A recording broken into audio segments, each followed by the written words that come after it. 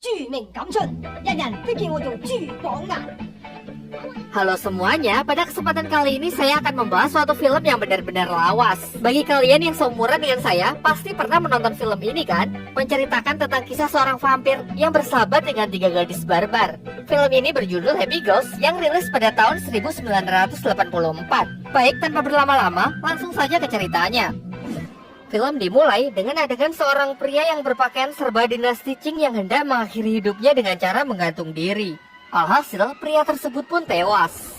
Ratusan tahun telah berlalu dan adegan berganti jauh ke masa depan. Di sebuah pantai terlihat beberapa gadis yang sedang menghabiskan waktu liburannya. Salah seorang dari mereka bernama Juliet yang melihat para remaja pria juga datang ke pantai itu. Bonnie mengatakan bahwa mereka adalah siswa-siswa dari sekolah sebelah yang kesini hanya karena ingin PDKT dengan Juliet. Di malam harinya, saat sedang acara bakar-bakar, salah satu dari pria itu mulai melancarkan aksi tebar pesonanya dengan menyanyikan lagu romantis. Namun tak lama setelah itu, turunlah hujan badai yang melanda tempat mereka. Tenda mereka pun rusak, sehingga para gadis memutuskan pergi untuk mencari tempat berlindung. Tibalah mereka di sebuah kuil tua, dan tak lama setelah itu para remaja pria juga ikut menyusul mereka. Tetapi sebelum masuk, para pria ini berencana untuk menceritakan kisah hantu kepada para gadis, agar mereka ketakutan kemudian memeluk mereka. Tetapi di sini para gadis ternyata tidak takut sedikit pun, malah sebaliknya. Ketika giliran Bonnie yang bercerita, para remaja pria ini malah yang ketakutan. Lalu mereka pun malah kabur setelah melihat penampakan sesosok vampir yang bergelantungan di belakang para gadis-gadis itu. Setelah hujan reda, mereka pun juga memutuskan untuk kembali ke asrama sekolah. Namun karena tas Bonnie talinya hilang, maka tanpa pikir panjang ia pun mengambil tali bunuh diri di kuil itu untuk mengikat tasnya. Keesokan paginya, kembalilah mereka ke asrama sekolah dan mulai beraktivitas seperti semula. Tali bunuh diri itu pun juga Bonnie bawa masuk ke kamarnya, dan seiring berjalannya waktu, keanehan demi keanehan pun mulai terjadi. Barulah di malam harinya, Bonnie dikejutkan dengan kemunculan hantu vampir yang bunuh diri di awal film sebelumnya. Bonnie yang ketakutan pun berteriak sampai teman-temannya datang menghampirinya. Namun mereka berpikir bahwa Bonnie hanyalah mimpi buruk. Barulah setelah teman-temannya pergi, hantu itu pun kembali menampakkan dirinya. Sampai akhirnya sang hantu pun memperkenalkan dirinya. Ia pun menjelaskan bahwa dirinya adalah orang terpelajar di zaman dinasti Qing yang dulu dipanggil sebagai pejabat Pik.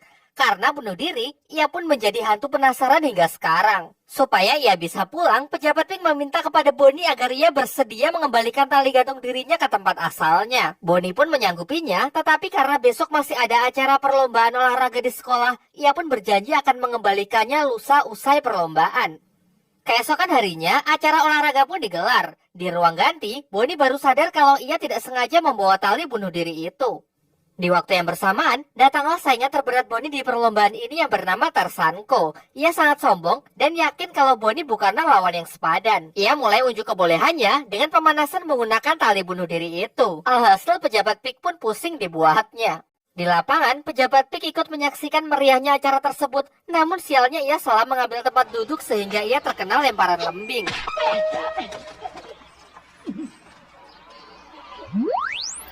Karena ini semua adalah ulah dari Tarzanko, pejabat Pik pun kesal kemudian membalasnya.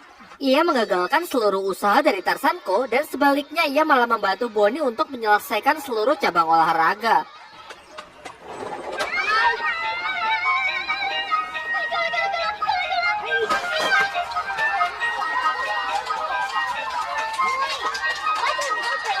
Tentu saja karena bantuan dari pejabat Pik, alhasil Bonnie lah yang keluar sebagai juara pertama.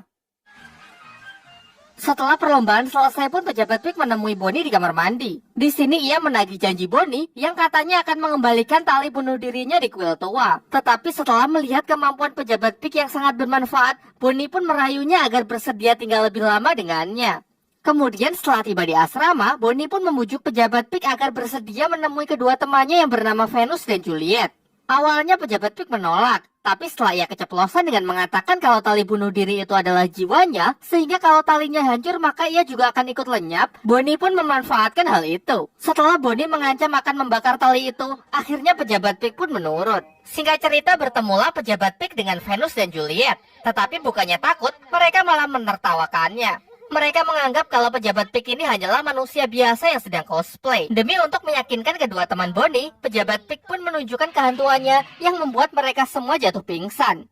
Di sisi lain, karena mendengar keributan, salah seorang petugas kebersihan naik untuk mengintip. Tetapi di sini pejabat PIK malah mengerjainya. Keesokan harinya adalah sebuah acara pesta tahunan di sekolah mereka. Baik dari asrama pria maupun wanita pun menghadiri acara tersebut. Di sini Juliet banyak mendapatkan kado dari para remaja pria agar bersedia menjadi pasangan dansanya. Juliet yang bingung harus memilih yang mana akhirnya dibantu oleh pejabat PIK. Dengan kekuatannya, ia membuka penglihatan Juliet yang membuatnya bisa melihat kepribadian seseorang melalui warna lingkaran yang muncul di atas kepala. Kemudian pejabat PIK pun menjelaskan satu-satu arti dari warna yang muncul. Sampai ia pun menyarankan untuk Juliet agar memilih pria dengan lingkaran kepala yang warna-warni, karena pria ini memiliki kepribadian yang bagus dan hidupnya juga penuh warna.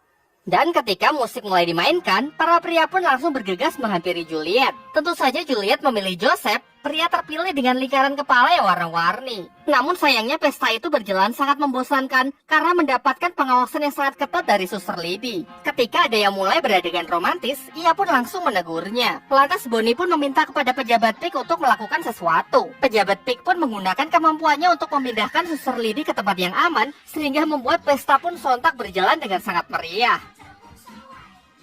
Ternyata Suster Lady diteleport ke dalam toilet. Namun setelah tersadar, ia pun langsung kembali untuk menghentikan pesta itu.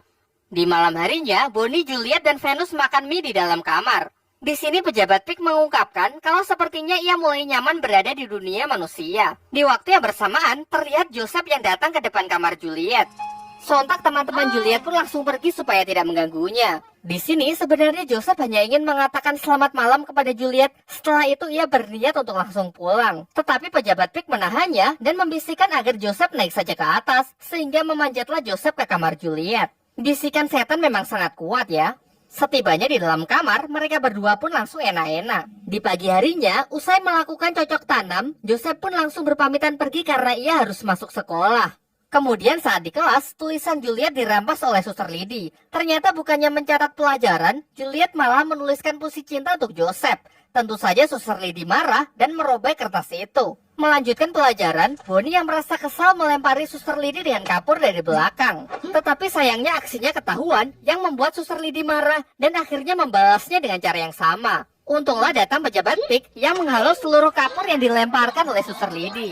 Tiba-tiba masuklah kepala sekolah ke kelas itu yang mengadakan razia dadakan, yaitu razia kuku panjang dan rok pendek. Bonnie, Juliet, dan Venus pun terkena razia karena rok mereka yang terlalu pendek. Kemudian pejabat PIK pun mulai melancarkan aksinya yang membuat Suster Lady lari kehilangan muka. Keesokan harinya, Bonnie memohon kepada pejabat PIK agar bersedia membantunya dalam ujian mendatang. Namun sebagai seorang cendekiawan terhormat, tentu saja pejabat PIK menolaknya. Di tempat lain, Venus pulang ke rumah. Di sana, kedua orang tuanya menaruh harapan besar agar Venus tidak gagal dalam ujian mendatang. Mengingat semua saudara-saudaranya adalah anak-anak yang berprestasi. Kalau sampai ia tidak lulus, maka Venus tidak akan dikuliahkan dan lebih baik dinikahkan saja. Sementara itu Bonnie yang kesal kepada pejabat PIK berniat mengembalikan pejabat PIK ke kuil tua. Tetapi di tengah perjalanan Bonnie berhenti karena melihat Juliet dan Joseph yang sedang bertengkar di taman. Lalu Bonnie pun mengikutinya dan ia mendengar pembicaraan mereka di mana Juliet meminta uang aborsi pada Joseph karena ternyata Juliet positif hamil. Tetapi Joseph menolaknya dan malah pergi begitu saja.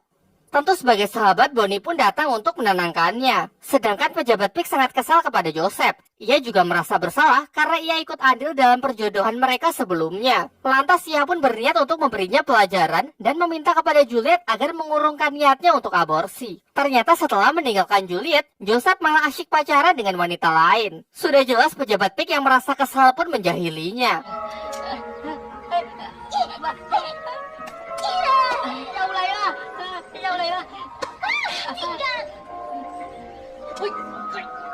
Setelah merasa puas, pejabat PIK pun mulai menampakkan dirinya.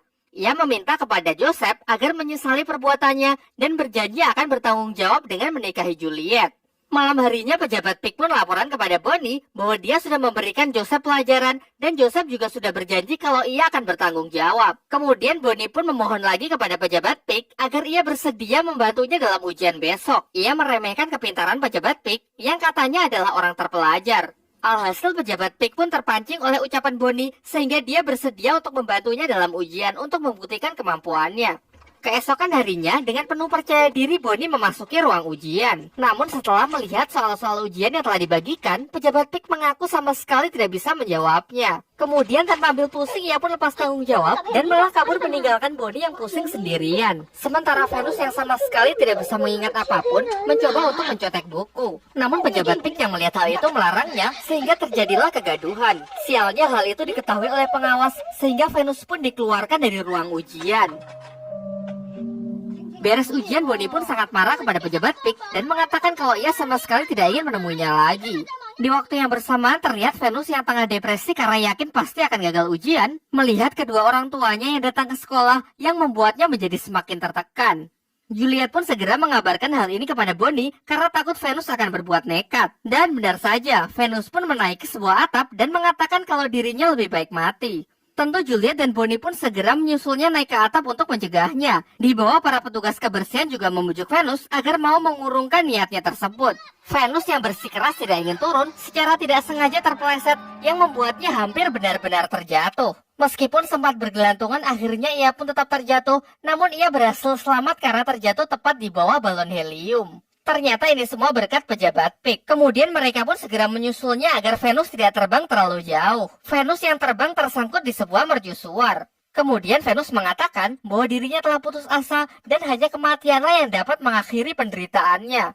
Sebenarnya ia tidak ingin mengecewakan kedua orang tuanya, akan tetapi ia sadar kalau daya ingatnya sangat buruk yang membuatnya mustahil untuk bisa lulus ujian. Tiba-tiba Juliet juga ikut menangis karena sebelumnya ia telah dikecewakan oleh Joseph. Tak sampai di situ, pejabat Pig pun juga turut menangis. Dari sinilah akhirnya terungkap bahwa sebenarnya pejabat Pig dulu bukanlah orang yang terpelajar, apalagi seorang pejabat. Ia cuma seorang warga biasa yang hanya bisa bermimpi. Karena sudah lebih dari 16 kali pejabat Pig gagal dalam ujian negara. Sebelum ayahnya wafat, ia berharap agar putranya bisa lulus dan kemudian menjadi pejabat negara. Tetapi apa daya, pejabat Pig selalu gagal dalam usahanya. Tidak berhenti sampai di situ, istrinya yang semula setia mendoakannya kini malah selingkuh dengan pria lain.